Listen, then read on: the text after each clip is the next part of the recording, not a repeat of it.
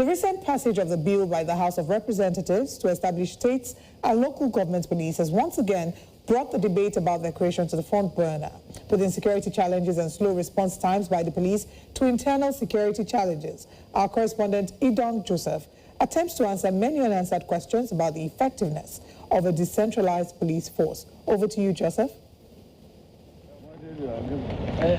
From banditry to kidnapping, terrorism and communal clashes, Nigeria's insecurity challenges have escalated beyond the control of the federal police. With just over 370,000 police personnel policing a population of over 200 million people, the country falls far below the United Nations recommended ratio of 1 officer for about 450 citizens. The federal structure we have is having a form of unitary police. Yes, it's called federal police, but it's only at the center. So, and the component, it doesn't reflect enough policing at the community level.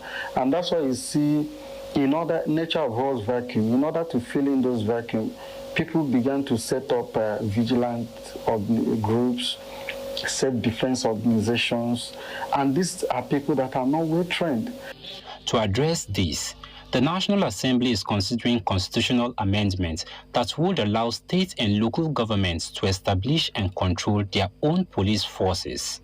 Proponents argue that this will improve response time to security threats and enhance community-driven security efforts.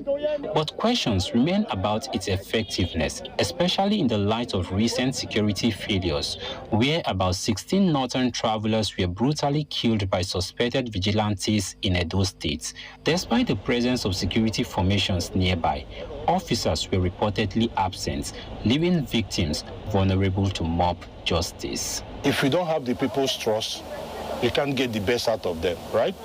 So when you look at it, what you saw is a situation where the people are thinking, if we hand over these people to the police, would they really be properly scrutinized and find out if they are actually terrorists, bandits, or whatever, right? So we have a system where there is a lack of trust between the people and the policing institution. While some believe that state policing could have prevented such incidents, others want that without strict oversight, it could become a tool for political oppression. Put them maybe in a kind of consolidated funding, whereby their funding is not subject to the dictates of the governor. Once the governor is dictating the funding, that's where the whole issue comes. Because you can use that funding as a kind of stick and carrot measure to dictate how that... Like they do in most federal states, right? A governor might not be the person to appoint the commissioner of police. The commissioner of police might not even be answerable to the governor, technically. He might be answerable to the chief justice of the state and the state assembly. I mean, there are mechanisms that we can build to stop the governors from hijacking those state institutions. With Nigeria requiring over 480,000 police officers to bridge the policing gaps, the lingering question remains, can state-controlled policing solve Nigeria's deep-rooted insecurity challenges, or will it create new dangers?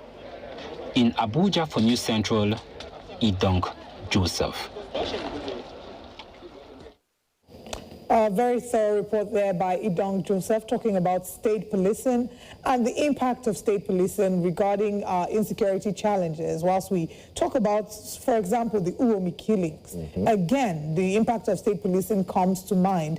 And the question about what would have been done differently or what might have been a different outcome if state policing had been enforced in Uromi. Yes, the police did eventually turn up, unfortunately.